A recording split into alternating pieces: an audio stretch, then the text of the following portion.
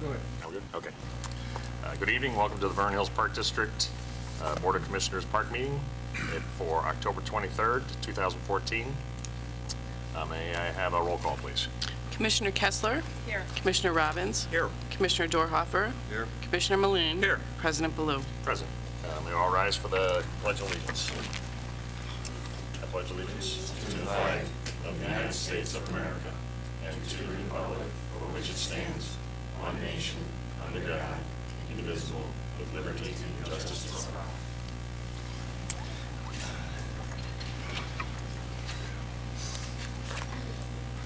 Okay, first up this evening is the omnibus vote agenda.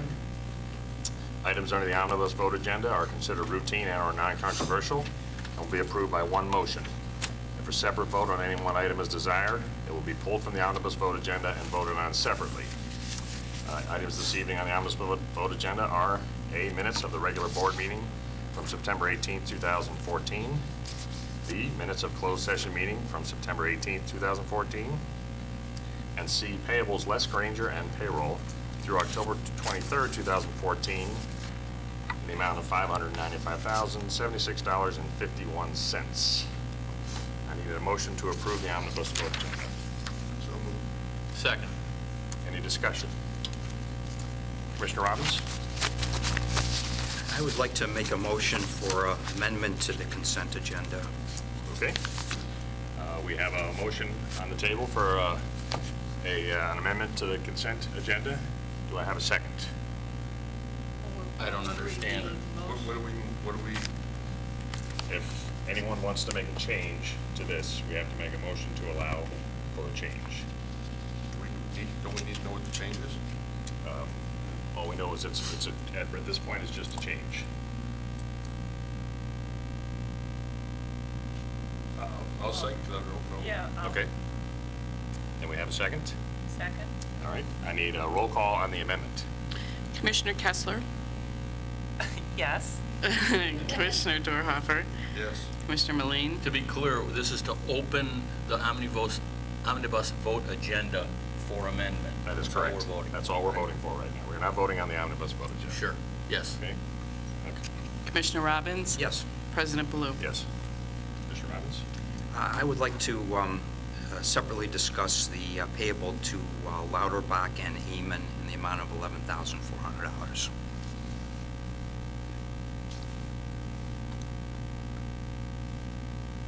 So can we, Is that a motion? What are we doing? I don't know. You just want to discuss it? No, I would Or do you like want a to pull it? separate. I'd like to pull it and have a separate discussion. When we, for example, like what we do with the Granger invoice, that's separately, So you want to pull the payable to Lauterbach and Lehman and discuss it separately. for the purpose of, Whether we approve that invoice or not.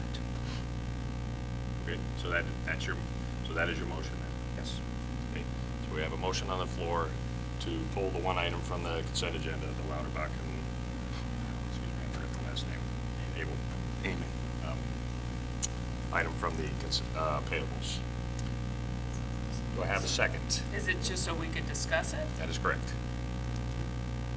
Okay. I'll second it. We have a second. I need a roll call, please. Commissioner Maloon. I'm not sure what we're doing, so I'm going to say no. Commissioner Robbins. Yes. Commissioner Kessler. Yes. Commissioner Dorhofer. no. President Ballou. No. So the item dies on the table, and we move on to the consent agenda. So we're back to the original consent agenda for the omnibus vote agenda.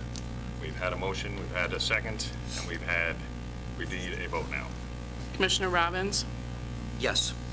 Commissioner Maloon. Yes. Commissioner Kessler. I'm sorry, so we're voting now we're on the whole. On the Approving omnibus. the amount. Okay, yes, omnibus now. yes. Commissioner Dorhofer. Yes. President Ballou. Yes. Okay. Next up is the welcome to visitors and guests, the public comment period. Seeing no great rush to the podium, we move on to the next item, the financial reports for the period ending of September 30th, 2014. Marla, anything I need to know? We need to know? Only what was included, the highlights I included in the package. Okay, great. And everything's on file and available Yes. for everyone to come look at. Great. All right. Then we go on to reports and communication. Executive Director Jeff Ujri, please. Okay, thank you. Just a handful of items. Starting out with the Hawthorne School District 73. We've submitted our proposal for the after-school club program. That was Tom Ritter that led that exercise on behalf of the district. We submitted that last week. Per the directions within the confines of the agreement, that the school board will be voting on this at their November meeting. I believe it's the 20th of November, 24th, Tom, of November, so that would be a time frame. So we've been told that there are 4 individual vendors that have submitted proposals, and that's all we know at this point. So we'll keep you posted as we go forward on that. Ron Amon is here this evening on behalf of Lauterbach and Amon, and he'll be presenting the comprehensive financial report for this last fiscal year. Tomorrow, although many people won't see this tomorrow, but tomorrow is our annual fall festival at the Sullivan Center, and that's it's sold out, Tom? Fair to say, sold out? You can still get tickets? Okay. So it's a really nice event that we host every year. We, both Mike Mormon and James Kim and I met, was it yesterday, Mike? When we met with consulting engineers, or 2 days ago? Tuesday. This is a firm that we hired back in '09 to do a 5-year maintenance plan for us at our Family Aquatic Center. And that 5 years has expired, so we're into the second term on that. And we met with them yesterday. They presented another 5-year plan for us. This time we added some additional features. We wanted to get some information on some of our structural components, mainly our slides, some of our roofing issues, some of our concrete issues, slabs along the decking. So that was a structural and an architectural component to it. But it gives us a nice, from a capital standpoint, there are things we need to address for the next several years. I should give you a little warning that we've got some pretty significant monies we're going to have to put into FAC in the next 2 years. One big ticket item is a new sand filter that's going to need to be replaced. That's $250,000. We have 2 of those. So we're looking at the age on these are usually a 20-year life expectancy, and the first one that was put in was back in 1992. So it's already 22 years old. The lining on it is just continuously wearing out. James has been doing a great job in just trying to keep the thing alive and well, if you will. So that's something we're gonna have to address. There's some consideration of maybe going to a DE, diatomaceous earth filter system, but the cost to transition to that is just as costly, but it does buy you a lot of extra time in terms of the long range. It is more like a 35 to 40-year expectancy in terms of significant cost factors. So we'll be bringing that before the board at some point with some of our improvements. But they did a whole MEP assessment for us. And, we have that plan that James and I are going through on a cost, looking at some of the things that we can do in-house, so we can deduce that from the total cost, and then we'll present a final copy to the board. Probably have that for you in the next week to 10 days. Our board strategic workshop, just a reminder again, is Thursday evening, November 13th. So it's 3 weeks from today. That would be, and that'll be right across in our Aspen room. We'll have an outline for you prior to that. And then Matt Laporte's here this evening to give an update on Lakeview Fitness Center membership and some recent sales. Matt DeWitt is here to give a little update on some of our swim programs at Lakeview as well. did receive notice from John Kalmar today on on the Oaks project. There is a recent request from the developer to add 32 additional condos, and the village board approved that in their committee of the whole to at least study that and move it to the planning and zoning. So it looks pretty positive that that's going to happen. So there'd be some additional impact fees that the district would receive from that. And then in addition to that, REVA, Jim and I were trying to figure out what REVA stand for, and I think it's the developer, REVA. They want to do 18 townhome units. That's been kind of put on hold at this time. So, you know, Marla and I were working on calculations this afternoon in terms of based on current figures that we brought in, and so, you know, some decent, you know, and sizable impact fees that could come from that obviously would assist in the pay down on the loan from the village. I'd like to, at this time, invite Lynn Brandel up. Lynn, as you may or may not know, was the lead on our community survey with Marty, so I've asked her to come tonight, Jim. And Lynn will give us some highlights, hopefully.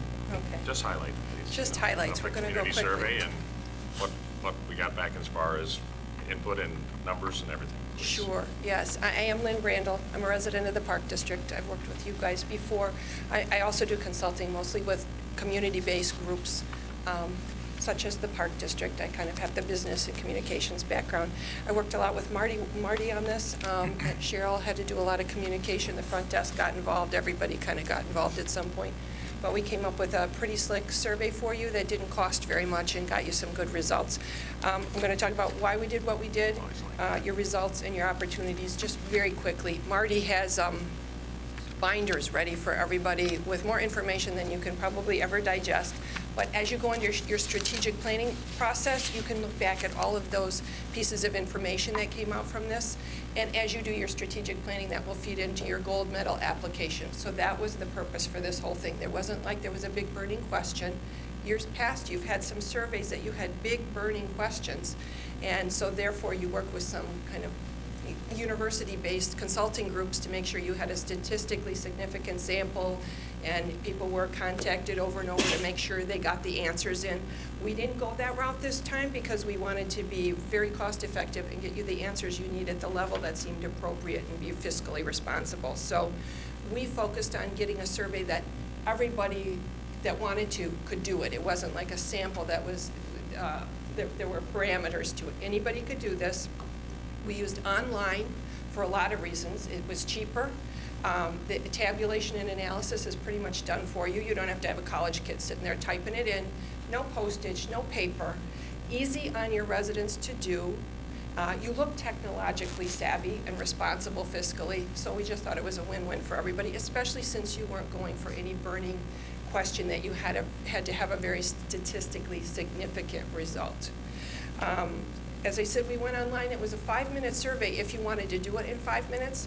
We found that a lot of people, there were so many open-ended questions if you wanted to give feedback, and a lot of people wanted to give feedback. It was mostly very positive. I think you'd like to read all the results. There were some very good comments and suggestions, and people took a lot of time. They were very thoughtful about this.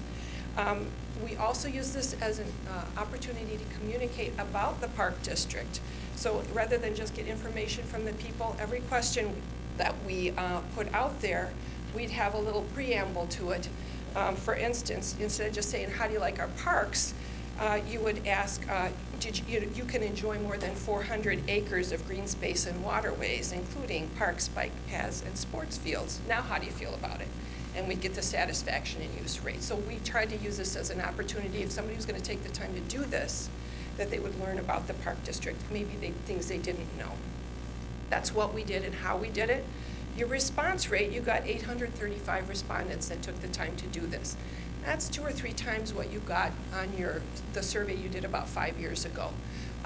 So we felt that was a good representation. It covered the neighborhoods for the most part. There were some gaps, and we'll talk about that opportunity. And it covered a lot of your household types.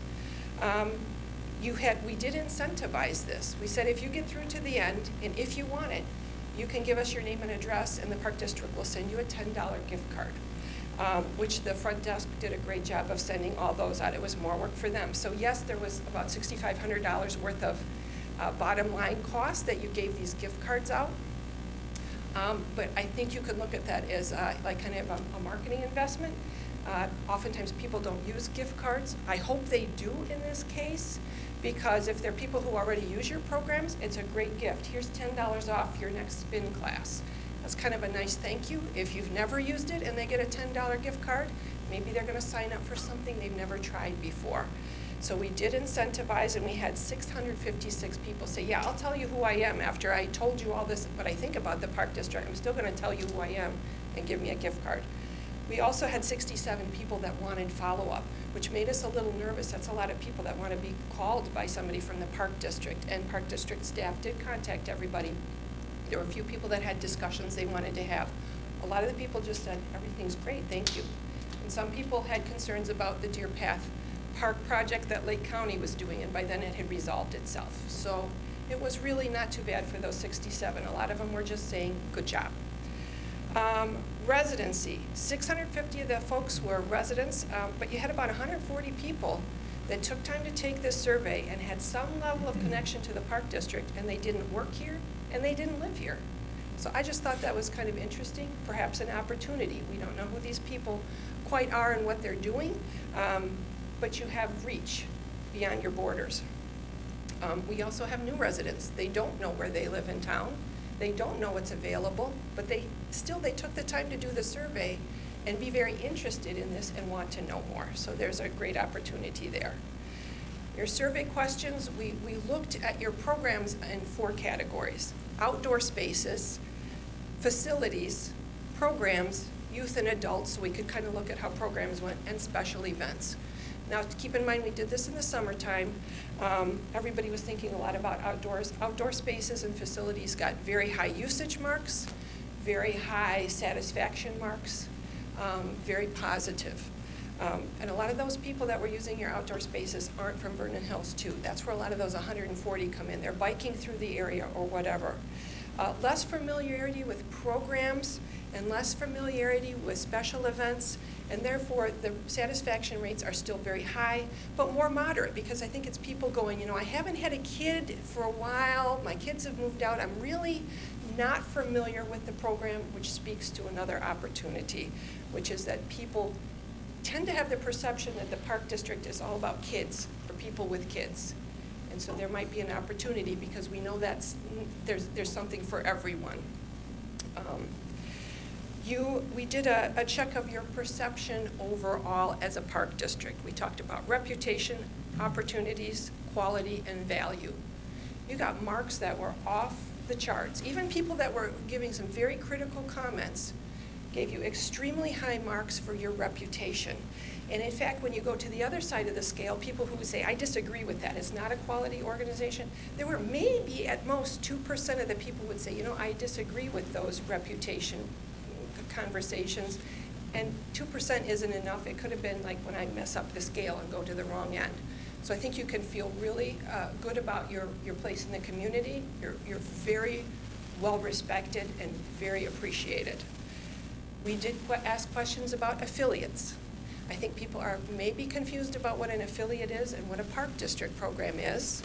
71% said they don't ever work with affiliates, but yet they turn around and say, you know, I really like the new Vernon Hills soccer program. And I think that's important to know. That's a fairly new affiliate, and they got very high positive comments in the open-ended comment areas.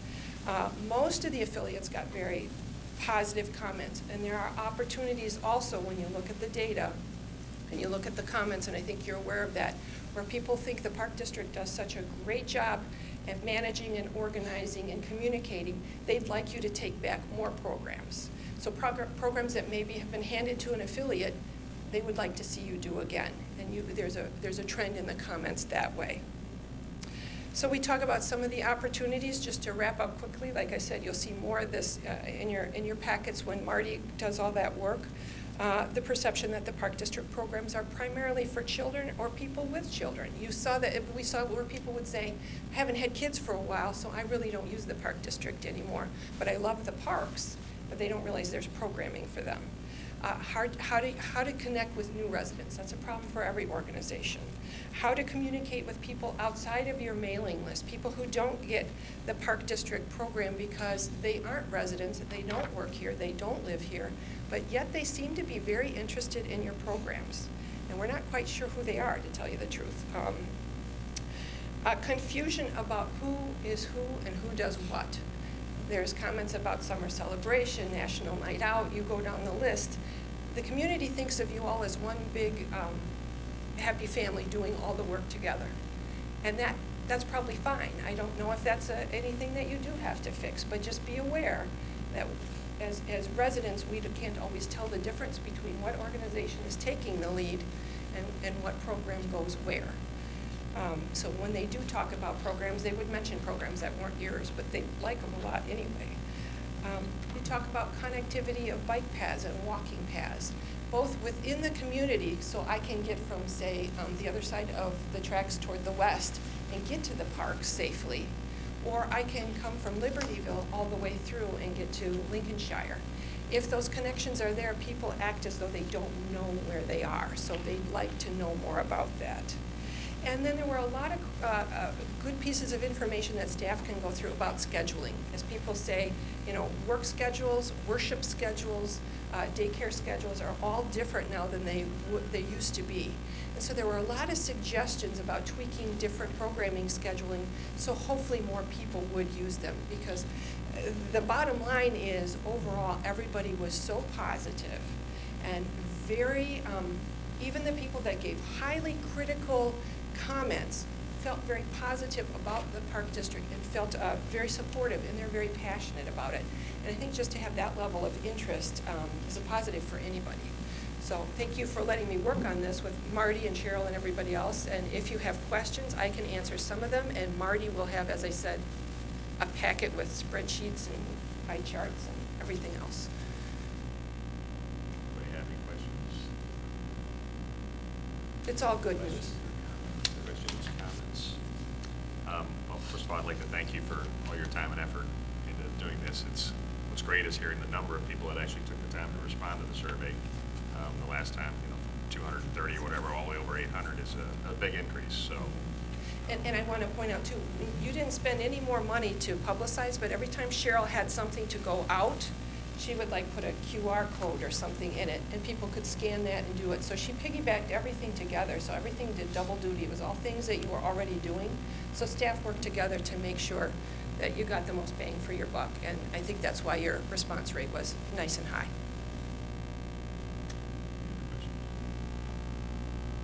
All right, thanks, Lynn. Okay, thank you. Appreciate you coming in. Thank you for the opportunity. Thank you.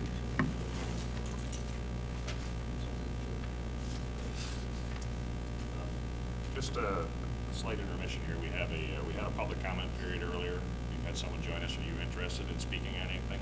Oh, sure. This evening?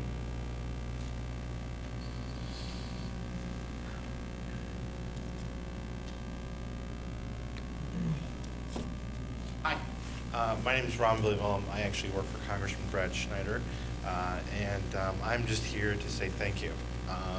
As you all know, we had an event yesterday at the Sullivan Center. It went extremely well in terms of the logistics and all that, and really we just want to say thank you so much for all the coordination with the Secret Service, the Vice President's advance team, the different entities that were involved. You all were just amazing on every front, and we just appreciated the opportunity to have it at the Sullivan Center. And obviously it was an event, a political event, but we were just trying to give folks the opportunity to learn about the candidates. And we went to different municipalities across the district to try to see where we could have it. And you all were really open and willing, so we really appreciate that. So I just want to say thank you. I do have a little letter from the congressman thanking you all personally, and we'll definitely pass this along. Okay. Thank you. Thank you. All right. Next up is Finance and HR Superintendent Marlon. Good evening. I have a couple technology updates. on October 3rd, the public Wi-Fi system at the Lakeview Fitness Center was upgraded. The new system allows 254 users to consecutively access the internet. Get that word. It also has a smart feature that will automatically move a person to the nearest strongest signal. I know we had a lot of complaints prior, and I'm hoping our people are happy. So far, I haven't heard any complaints. Good. So it sounds like that's been a success. We also, on October 16th, replaced our 2003 email server with a 2012 email server at the Sullivan Center. This gives us updated features through Microsoft Outlook. It has updated our spam filter to give us higher protection for email users.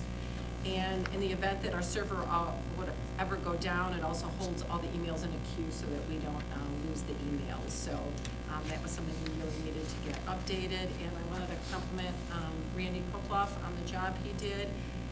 The time frame he gave for when we would be down was almost exact. It went very smoothly, and we appreciate the work he put into it. So thanks, Randy.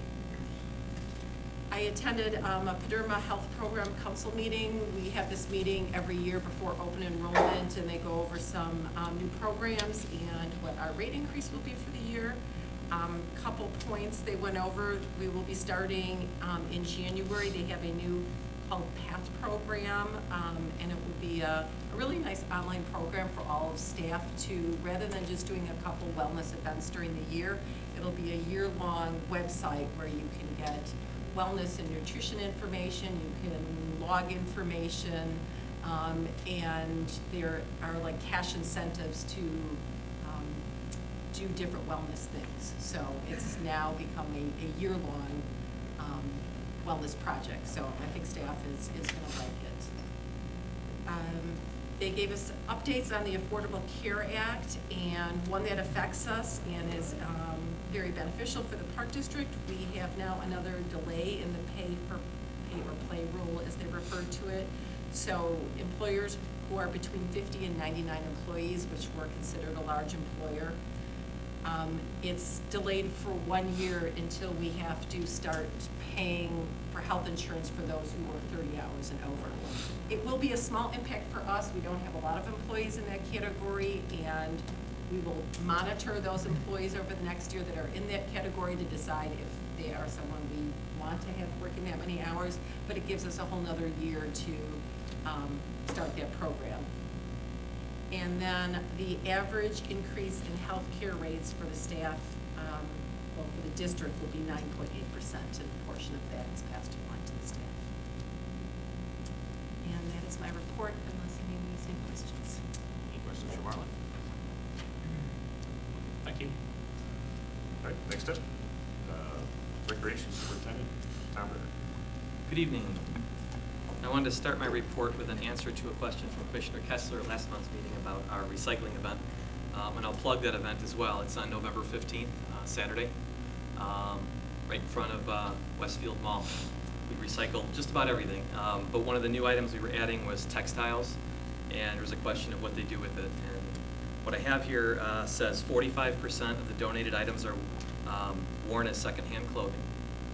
30% are recycled into wiping cloths.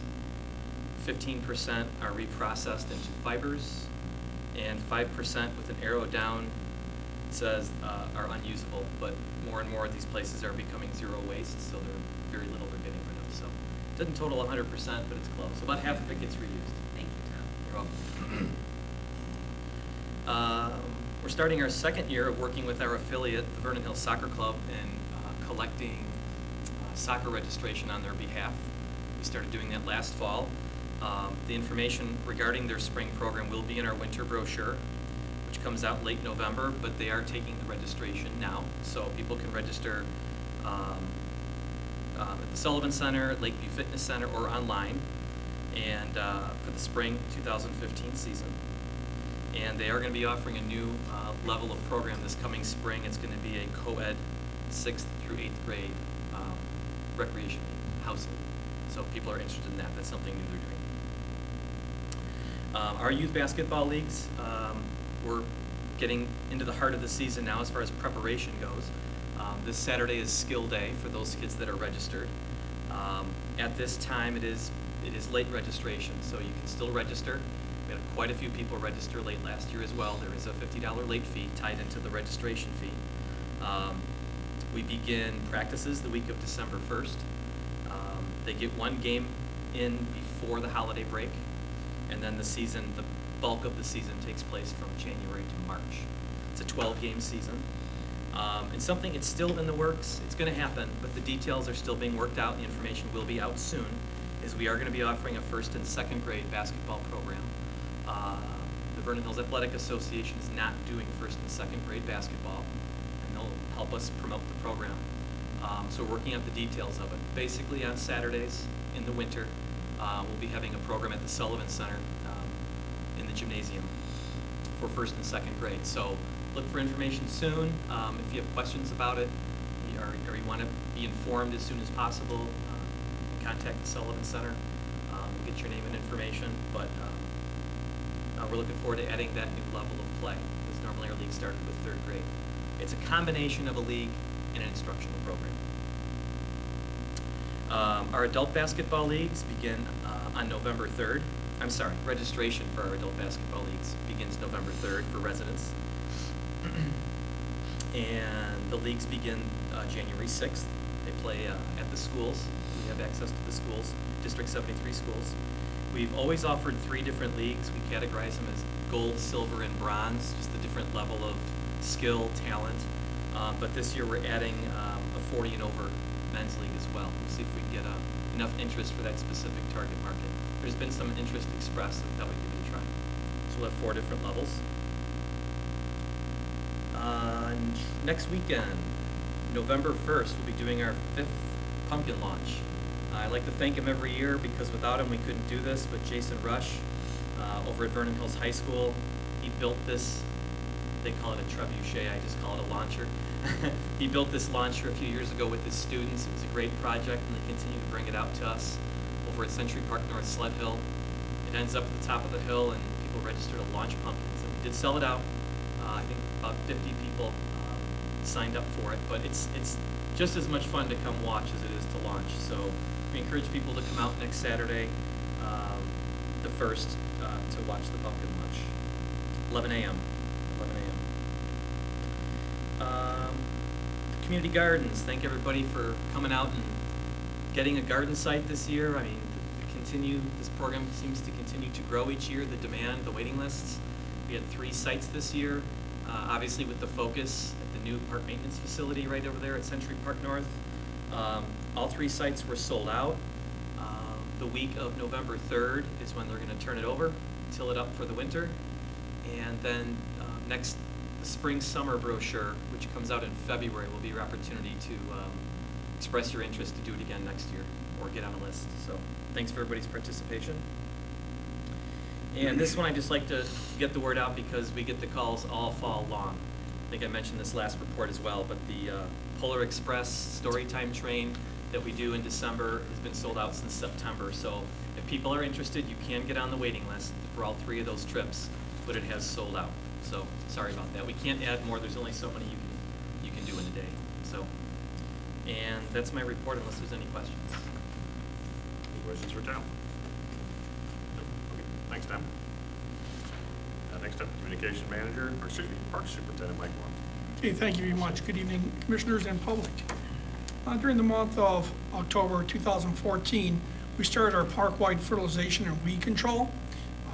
It's a program that we do every fall. It's the best time to do it for weed control, and provides for early green up in the springtime. If you notice over at Deer Path Park, the residents around Evergreen Lake, all the shoreline restoration, cutting and trimming and algae control has been completed. The park, from all the construction with Lake County Public Works putting in the new sewer line, it impacted the shoreline, our inability to mow it, and that's all been taken care of. Garvinian Park, I want to report that the asphalt will begin tomorrow, all the way through from Garvinian North, all the way down to Route 45, and with seal coating on the last section of the park. Stone Fence Farm Parks, all the playground has been removed. Installation will begin on Monday with our installer, Anticipate approximately 2 weeks for completion, and then Augusta Park Playground removal will follow. Our sports fields, we hosted lacrosse tournament October 5th and 6th at Deer Path Park. Good turnout, a lot of people, a lot of players, with real good results, had perfect weather. Excuse me. Host the Stinger softball tournament at Century Park 1, 2, and 3 in October 10, 11, 12. Again, a good program. Crews did a great job and hosted a lot of play. This weekend is again we're hosting a lacrosse tournament at Deer Path Park again, Friday, Saturday, Sunday. Quite a large event. I believe there might be scouts there for these kids, but it is a very large event. We anticipate a lot of people. We do a lot of barrier fencing just to help control the parking and control the amount of people that are there, but it is a great event. Some of the special programs that the Park Service has hosted, we hosted a Midwest Institute of Park Executives at our new maintenance facility. Approximately 80 to 90 like-minded park managers and park staff came to our facility, reviewed the maintenance garage, see how we did our things, how we designed it. Okay, parkies. Hosted them. Scott Hesner gave a brief introduction on the milestones that we incurred during the building. Executive Director Jeff Fougereau talked about how the program came to, I worked hard, to get this program. We also had a little sidebar with Aerial Media, people that did our videotaping of our parks. Their little sidebar there. And that's a very big interest for them. And then also, during the last weekend, staff members attended the NRPA conference, October 13th through the 17th. James reports over between Sullivan Community Center and the Family Aquatic Center, 10 more skunks were trapped. So that makes a total of 18 just between those two sites. When we had the Vice President Biden and the staff, as they were securing these sites, we had to tell them, watch out for the skunks. And they were a little concerned walking around the building. It's pretty funny. FAC, Family Aquatic Center, Lazy River, sandblasting is completed and the painting is completed. Light blue color, excellent, Peckover, excellent contractor, 17 tons of sandblast media, and there wasn't a teaspoon left when I went out there when they were done. They did a tremendous job. Dave Schwake over at LFC is installing exterior light packs, LED light packs, energy savings. We'll receive a rebate after the project's completed. Mike Anderson on the weekends, painting daycare center rooms for Ruth. Again, at Lakeview Fitness Center, the rooftop unit bids were reviewed and recommendations to follow later in this evening.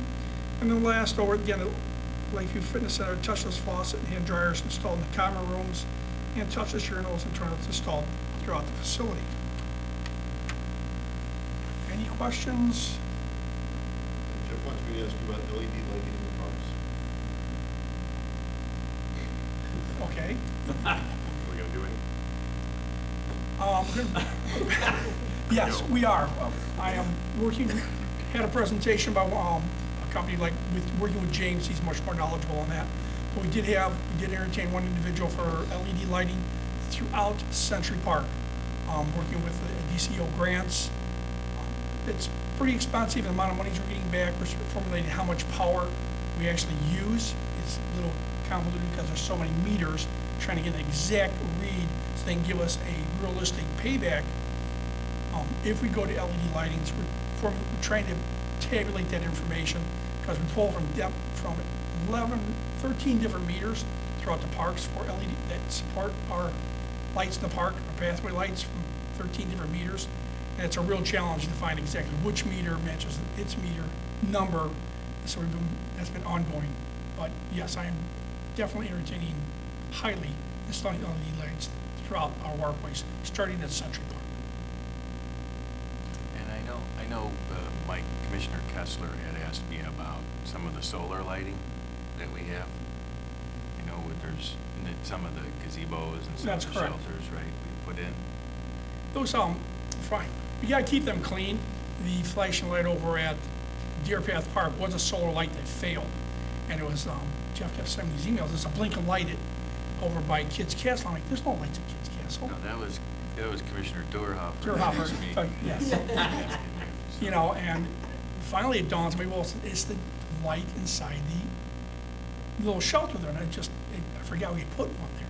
Actually shot him video and showed you where it was. Yeah, I found it. It's been taken down. and Like I've ordered 5 it. evenings in a row. Yes, I know. I've ordered its replacement. My third epileptic seizure. I'm gonna fix it. Birds have quite- nested up in there and they just shorted it out. And Lake County Public Works is gonna start Tomorrow. I've confirmed that. Tomorrow. They were supposed to, yes, it's supposed to start tomorrow. The memorial tree that was damaged, that's been replanted with a larger caliber for Mr. Odom over by the Einhorns tree. The pathways have been, we noticed on yesterday or Tuesday?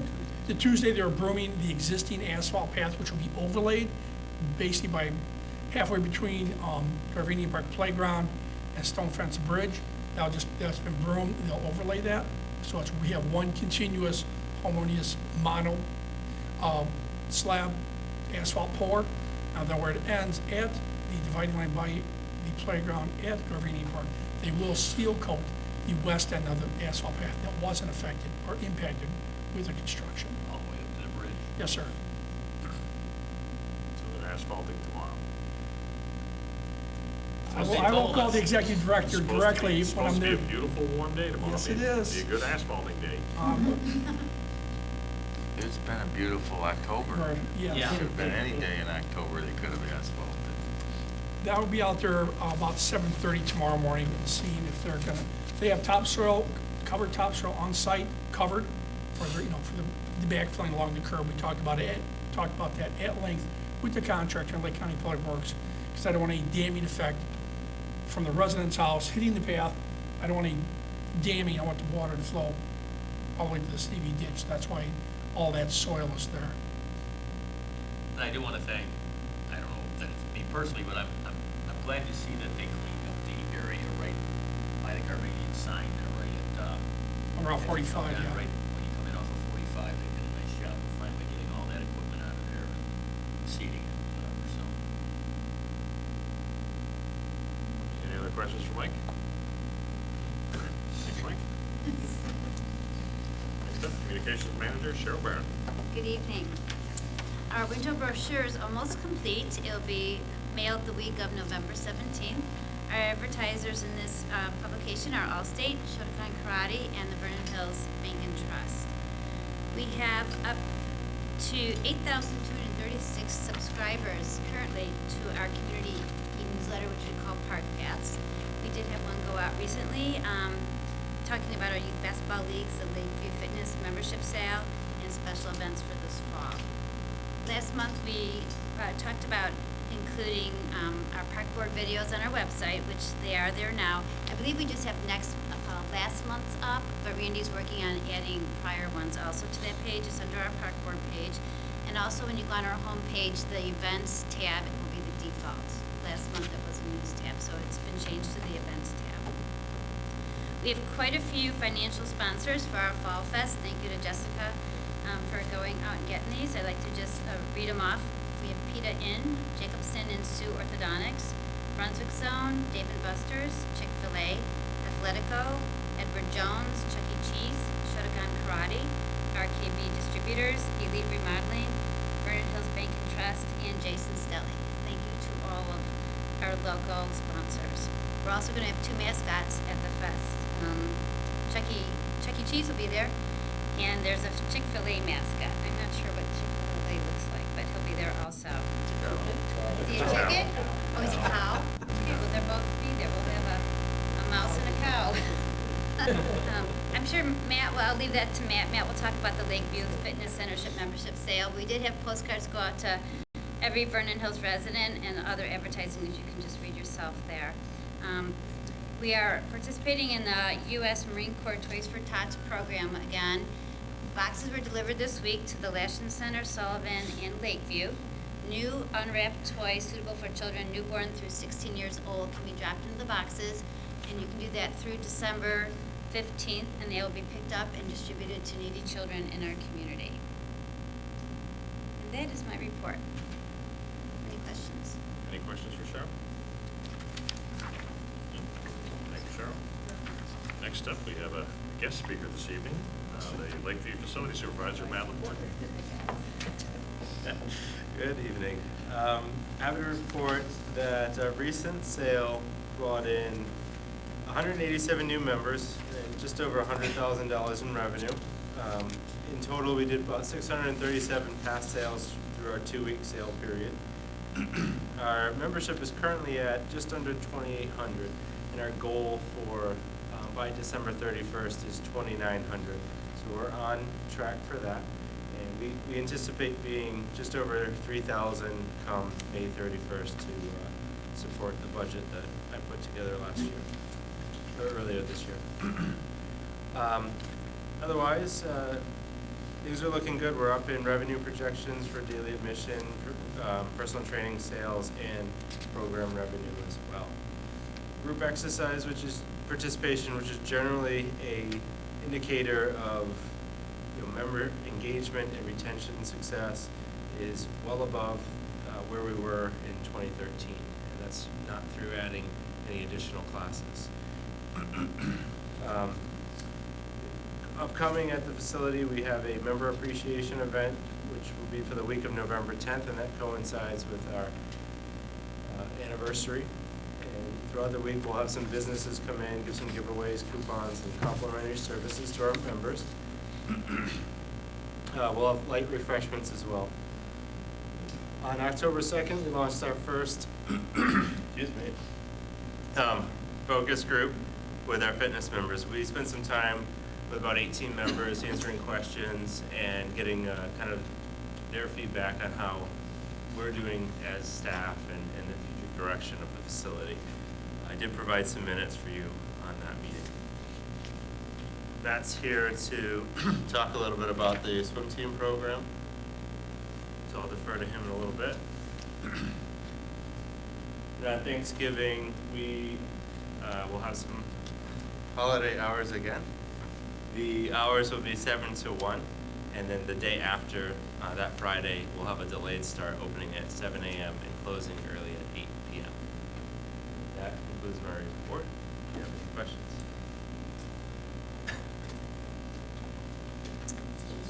Gosh. You drink some water. I have a couple questions. One is for the monthly visits for the members.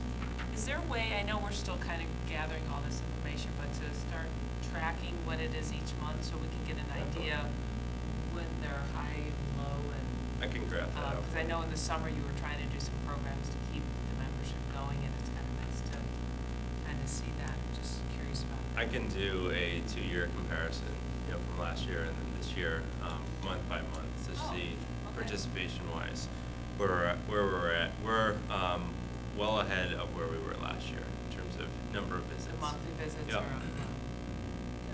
And in that number, I include, past swipes, but also daily pass sales, and it'll give you an accurate snapshot. And the second comment is I think it's great to have membership appreciation. Are you doing it for every Wednesday for a whole month? On Wednesdays? We're the first, I did say each, I meant the first Wednesday of the month. Okay, first.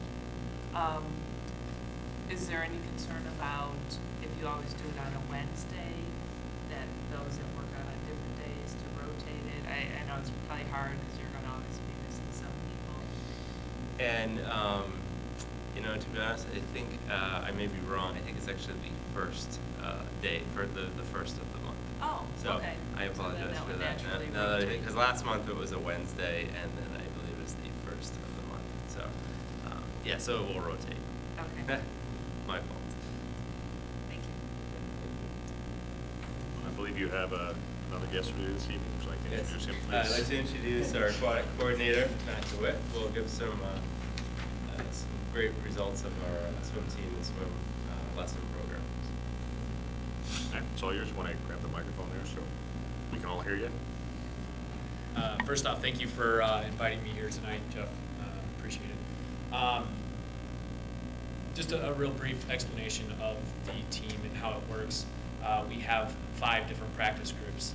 Our 2 lowest practice groups are bronze, which are also the base for the team here, is our learning and development team.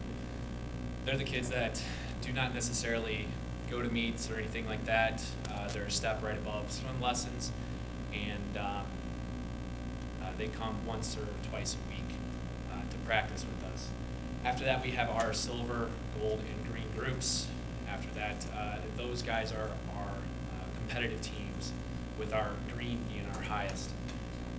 This past summer, we had about 83 participants on our summer team, and 83 actually got us this nice piece of hardware that I had, some of you were staring at as I brought it in. So I'll pass this around here in a little bit if you'd like. Currently, we are at about 109 swimmers for our fall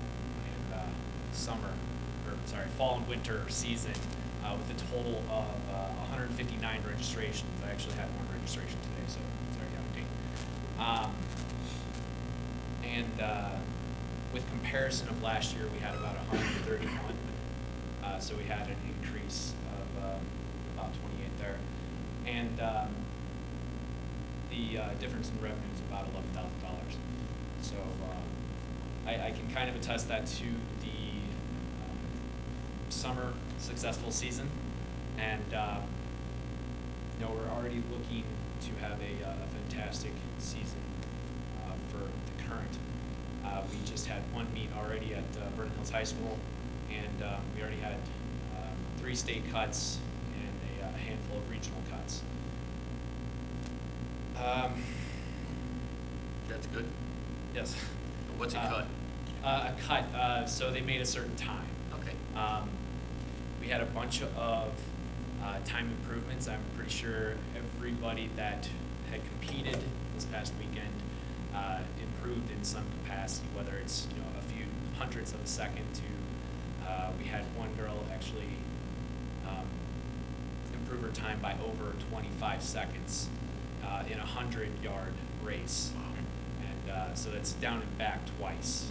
Different stroke, but that was fantastic. And she literally just moved up from our gold level to our green level. And that's just the difference between the two.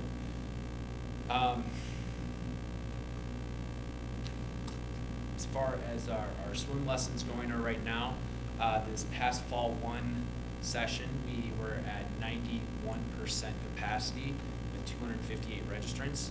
Our max is about 285, plus or minus, or plus a few for some private and semi-private lessons. I don't really include that because we do that on a scheduled basis. Currently for our fall 2 session, with the registration still occurring, we are at 210 registrants. On my report, I put in 130, and that was just from Monday. Monday. So we've gone up quite a bit, and we're at 75% with still our Saturday participants that still need to register. So I'm looking at a identical session for our fall 2. That is pretty much my report. If there's any questions, anyone have it. Oh, no, I didn't. Just a quick, for the general public, could you explain the swim team? Who do they compete? Where do they compete? How long is the season? Just kind of the basic background for people. Yes, sir. And age groups. Age groups. Yes. Okay. We compete as 2 different teams, kind of, so to say, or 2 different conferences. We compete with local park districts in the area, being Zion all the way to McHenry, and we have a meet this weekend against Buffalo Grove. So we do a little bit of traveling with them. It is free for the public, or free for the swimmers to attend. It's just supposed to be a great camaraderie and team-based atmosphere at these meets. We also compete as a USA Swim Club. USA Swimming is the governing body to send swimmers to the Olympics. So we compete against local and I think there was some from Iowa and Wisconsin this weekend in these USA meets. Our furthest meet that we will be attending this season is up in Brown Deer, Wisconsin at the Schroeder YMCA. And that is a fantastic pool if you ever go up there. Anyway, a season is basically comprised for our upper three competitive groups from our fall winter, which is about the beginning of September to the beginning of March. We'll have a little bit of downtime in March. We'll be running some swim clinics, and then the spring-summer season then kicks off early April and goes to about the 1st of August. These groups? Oh, sorry.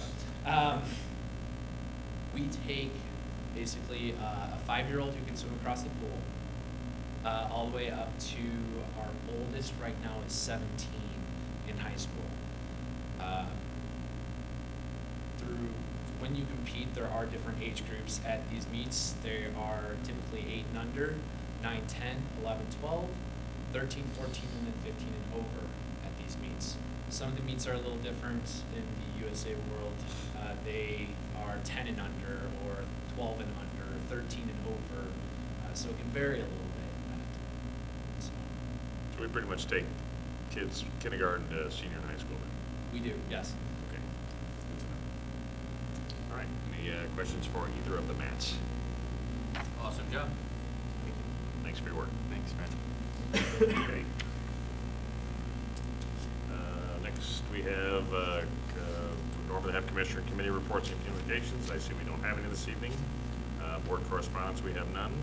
We have no unfinished business.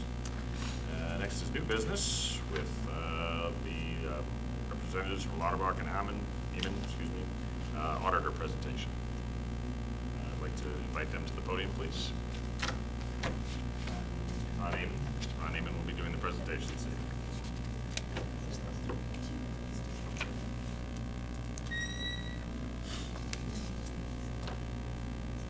Good evening. First, I'd like to make sure I thank Marla and Jeff. The audit process is a long, tedious process. We're at it for about 5 months. We started towards the end of May, and we're here tonight to give the culmination of a management letter and a CAFR report. So we appreciate everything that Marla does and the other people throughout the Park District. It is a team effort.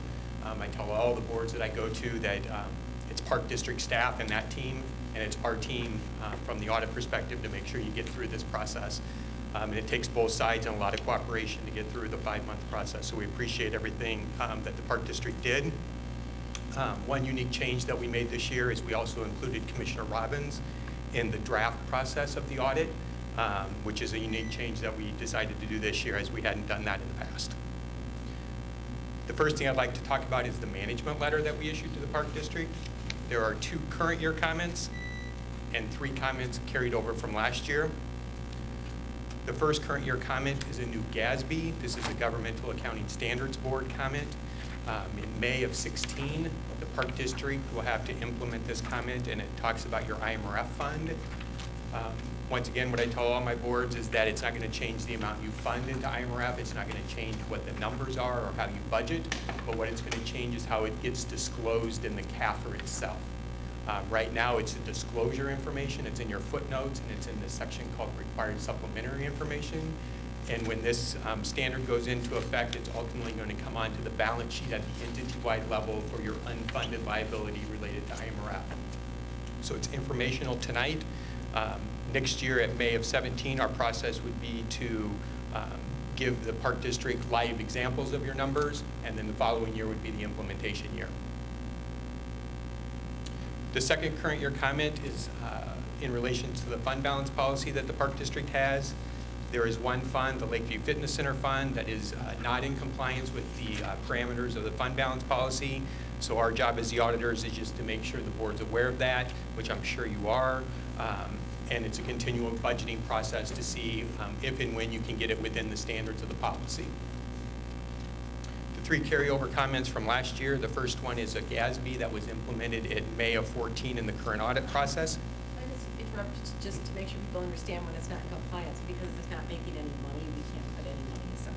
So the compliance is just the fact. Go ahead. Okay, sorry. So that GASB 61 has been implemented in the current audit. The second carryover comment from last year was funds that were over budget. So your actual expenditures were in excess of what was budgeted, and you can see the column there for 13, and then the funds that were over budget for 14. And as an auditor, once again, we just think it's important that we note that for the board. And then the third and final comment relates back a little bit to what Marla just pointed on, is the Lakeview Fitness Center does have negative fund balance. You can see the comparison from 13, which was last year in the first year of the fund, and where it stands at the end of 14 related to the fund balance reserve. From there, I want to point out just a few pages in the CAFR itself. The CAFR is divided into 3 sections. Into the first section is your introductory section, and on page 7, which is VII, is a very important page. For the 19th consecutive year, the Park District has received the Certificate of Achievement in Excellence in Financial Reporting from the Government Finance Officers Association.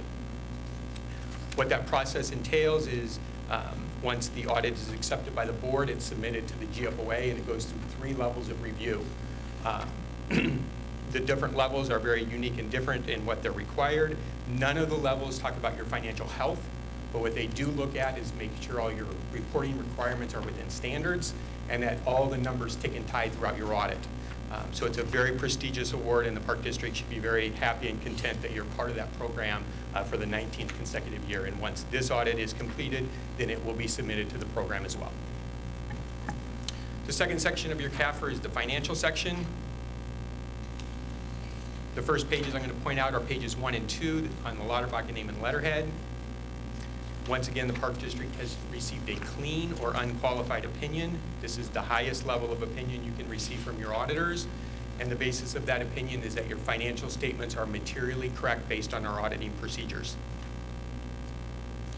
Right behind the auditor's opinion is a section called Management Discussion Analysis, and it's exactly what it says. What the title is, another unique change for this year, is that the Park District actually drafted this section of the audit, which is unique in the first year that the Park District has done that process. So once again, all the numbers in that MD&A section are somewhere else throughout this audit, and our job is to make sure all that the numbers tick and tie, but it's management's opportunity to display those numbers in a uniquely different fashion and show and try to explain some of the increases and decreases. So we appreciate the Park District's effort in making sure that they're preparing that MD&A now, and our job as the auditors is to verify the numbers. From there, I want to point out page 5. So if we go past the MD&A pages and just regular page 5, as you'll recall from the past, we use 2 different fundamental types of accounting in a government entity. Page 5 is what we call your full accrual basis of accounting. Third line up from the bottom shows a positive increase of $1.9 million in fund balance under this full accrual basis of accounting. So the Park District should be very proud that you see a positive increase in your fund balance under that full accrual basis of accounting of $1.9 million. The next pages I want to point out are pages 9 and 10. This is the second basis of accounting that we use, and this is what we call modified accrual basis of accounting. This modified is how you budget. It's how you operate on a day-to-day basis from the finance department. It lists your funds, and you can see the third line up from the bottom, the far right column under total, shows a positive increase again under the fund balance section of $1,094,373. So once again, under this modified accrual basis of accounting, a positive increase in fund balance for the year. The third and final section I just want to make note of is your statistical section. It starts on page 57 and goes to page 83. The reason I always point that out to boards once again is because it shows a lot of trend information for the last 10 years. It talks about your reserves, it talks about your revenue streams, it talks a lot of information about property taxes, and it gives you a history of a lot of statistics for the Park District for a 10-year period. So from there, that's my report. If there's any questions, I'd be happy to take those.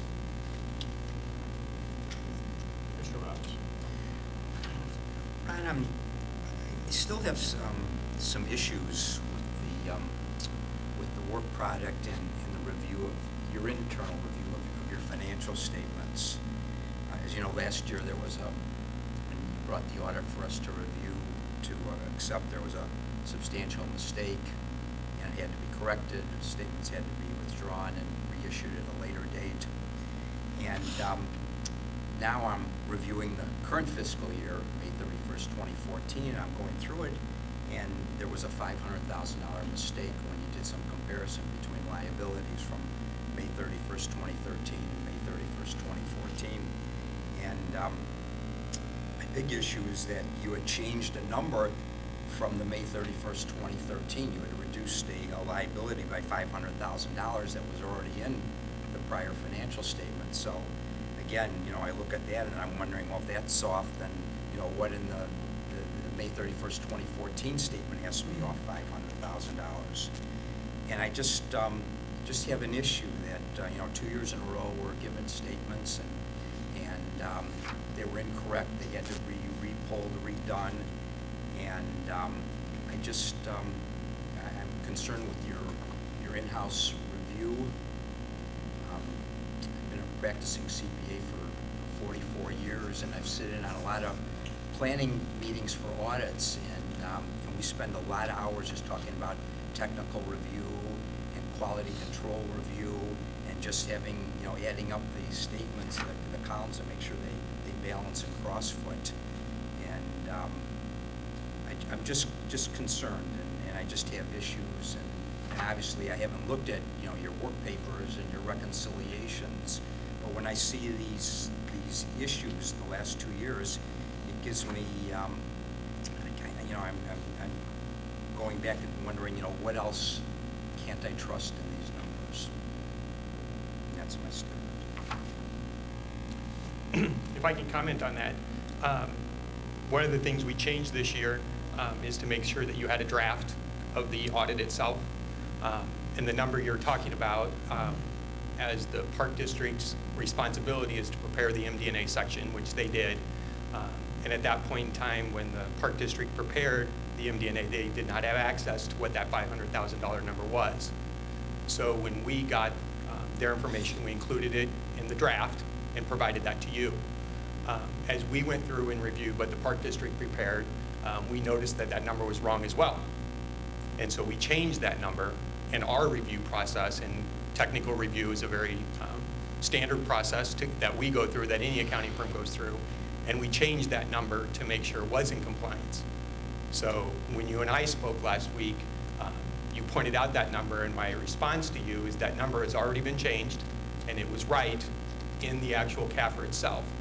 Now, in the draft, which we provided to staff and we provided to you, that number was not updated, but that's one of the comments I made to you last year, is nobody's perfect. And one of the important parts of this process is back to my team approach, is to make sure that staff and the Park District reviews the information that we do, and our job as an auditor is to review the information that they provide to us. And so that number was corrected by us, and it was not wrong as this audit was done and issued. So. But just, is it incumbent upon you to get a confirmation on those loans, just to make sure that the confirmation agrees to what you put into the financial statement? Well, I think, as you know, though, what the number we're talking about is the loan between the village and the Park District. Correct. And one of the unique pieces of that is we are also the auditors for the village. And so we know those numbers. And one of the processes, and I think where maybe a disconnect through the audit process was happening, is we knew what the number was from the village perspective as of April 30th, because that's their audit date. What we were doing with the village is confirming if there was any activity during the 1 month difference in year end. And I think that's where some of the confusion with the Park District, and what we were trying to do is verify that number to May 31st, as opposed to what the village had at April 30th to confirm those balances. So of course, we know both numbers, and we already have a relationship with the village. So I guess to send a confirmation, I guess, wouldn't be necessary. But to make sure that those numbers tick and tie back and forth between the village and the Park District are an absolute, especially since we're the auditors for both. We want to make sure that they would balance. But one of the pieces we were doing on our end is to take that 1 month gap between the fiscal year ends. But, you know, I don't want to repeat myself, but again, again, I was given a financial statement to review, and it was off by $500,000, and it just leads me to... But to clarify, that was a draft. This is the final one, and this one is correct. Right, and it was also, the number that was off was in the MD&A. It wasn't off in the financial statement, it wasn't off in our footnotes, it wasn't off in the statistical section. What it was is a number within the MD&A section. But my point always is I'm not perfect, and the more people that can look at this and help us verify that all the numbers tick and tie, the better. So if it's staff reviewing our work or us reviewing staff work, that's the cooperation and back to that team approach that I think is really important, so. The MD&A was written by Les and myself. Correct. And then Okay. corrected by Ron. Is there any other questions on the audit? Nope.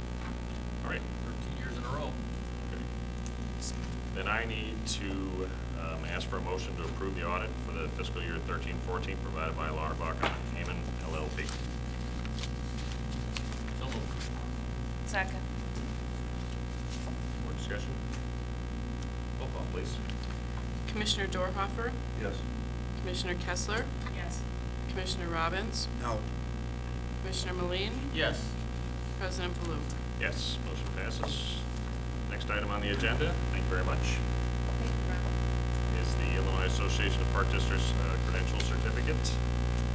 I need to ask for Park Board volunteers to be the district's delegate and alternate for the 2015 IMPD annual business meeting on Saturday, January 25th, 2015 at 3:30 p.m. at the Hyatt Regency Hotel in lovely downtown Chicago. Each of those. So, need, That usually the president. yes, I'm already volunteering myself. I just thought move the process along. I am volunteering myself, but I need an alternate, please. Historically, it's been the president and vice president that are selected. I was gonna see if he was gonna speak up and volunteer, so it doesn't have much. That's sure gonna be there. What do you want? Most likely. All right. Then I am gonna ask for a motion to approve Commissioner Baloo as the IAPD annual business meeting delegate and Commissioner Kessler as the first alternate. So moved. Second. Roll call. Commissioner Meline, Yes. Commissioner Robbins, Yes. Commissioner Kessler, Yes. Commissioner Dorhoeffer, Yes. Did I say no? President Baloo. Yes.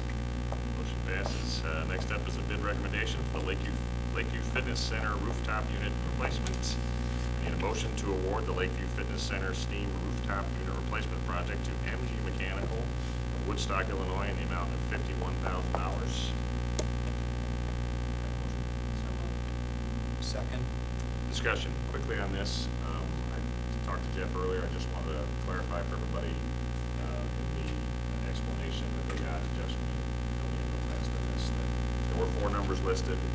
I think it explained that we took the second highest. Yeah, so but that, the bottom one was so far off, they threw that one out, and the next guy up didn't have the complete specifications. Obviously, the other guy didn't, because he came in at half the. Right, so the first guy, I don't even know what he was bidding on, to be honest with you, so that's the reason that we went with looks like we went with the second highest bidder and not the low bidder, but that is the reason for that, so people are clear on that.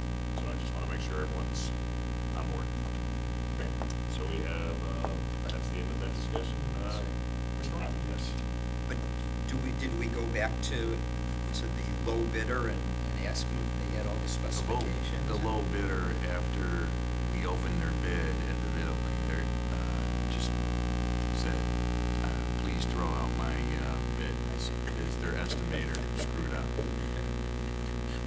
Which can happen. Yeah. So. You want to be on that one. Exactly. So, okay, so roll call, please. Commissioner Kessler, Yes. Commissioner Meline, Yes. Commissioner Dorhoeffer, Yes. Commissioner Robbins, Yes. President Baloo. Yes. Okay, next is the Family Aquatic Center concession resolution. I need a motion to approve resolution 3-14. The resolution to enter into a 3-year agreement with Bobo's Restaurant as a concessionaire at the Family Aquatic Center. Second. Discussion? Roll call. Commissioner Dorhoeffer, Yes. Commissioner Kessler, Yes. Commissioner Commissioner Robbins? Yes. Commissioner Meline? Yes. President Baloo? Yes. And next is I need a motion to approve the 2015 Park Board meeting schedule, which has been supplied to all of you. Any motion, please? So moved. Second. Roll call. Commissioner Meline? Yes. Commissioner Robbins? Yes. Commissioner Kessler? Yes. Commissioner Dorhofer? President Baloo? Yes. And then finally, I need to ask for a motion to approve the W.W. Granger invoice in the amount of $1,315.42. So moved. Second. Commissioner Kessler? Yes. Commissioner Meline? Yes. Commissioner Dorhofer?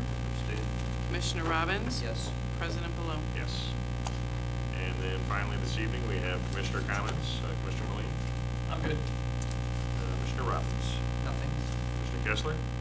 No. Commissioner Dorhofer? I have nothing for this evening, so I need a motion to adjourn. Second. Commissioner Robbins? Yes. Commissioner Kessler? Commissioner Meline? Yes. Commissioner Dorhofer? President Baloo? Yes, we are adjourned. Thank you, everyone. Yeah, right on. Yeah. I just noticed it. Come on. Rest of the round, we're out.